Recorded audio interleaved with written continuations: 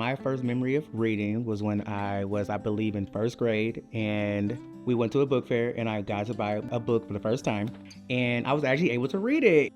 Becoming a proficient reader begins long before third grade, which is why we need an increased focus on kindergarten through second grade.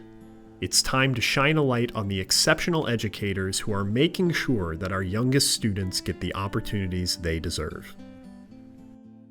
You know, that really started me off like actually wanting to be a teacher and wanting to read for a living. My first grade teacher was great, and so, you know, we read a lot. She taught us how to read, and, you know, we did a lot of read alouds. And then when I got my own book, she let me read it to the class, and I just was like, this is a great experience. And I was like, well, I could be a teacher, so I can read for a living. Early literacy builds the foundation for all reading skills, regardless of grade level. When kids actually know how to read and read well, they're more willing to continue to read. You love things that you know how to do. If you can't do it well, you tend to shy away from it. The moment that it really clicked for me that the science of reading was the way to go was teaching during COVID, and I had a lot of students that didn't know the letters and sounds, couldn't read CVC words in first grade.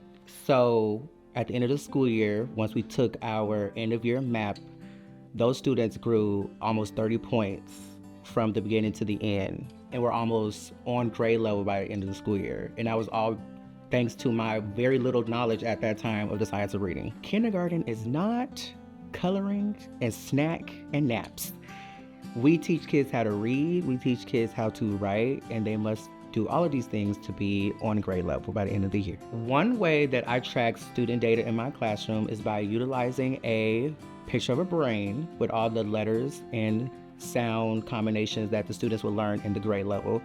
And every time my students get progress monitored, they get to color in the part of the brain that signifies that letter, sound, or combination of sounds that they know. And they get to see it in the classroom every day. When they actually get to color in parts of the brain, I hear nothing but, you know, giggles and laughs the whole time. And it makes me very happy because I love that they get to see that their progress and what we're doing in class is very meaningful to them and to me. I know for a fact my students know that reading is hard because they say it.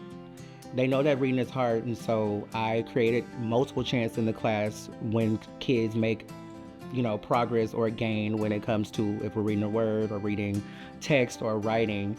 And now at this point in the year, I don't have to say it no more. My kids know, okay, well, we didn't get it, we're gonna do it again. Keep working until we get it. I support my students by pouring into them emotionally through praise and through games and fun, and making sure they know that when they come to school that this is a great experience that will be had.